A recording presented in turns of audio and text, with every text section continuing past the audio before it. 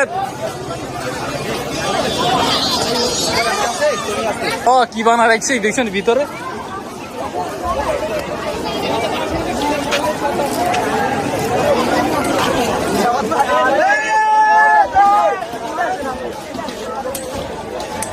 এটা হচ্ছে ফেনী 2 আসনের নিজামুদ্দিন হাজারের বাংলো বাড়ি।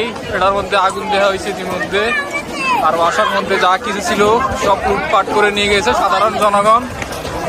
দেখেন সবাই যে যেভাবে পারতেছে সবকিছু নিয়ে যাচ্ছে।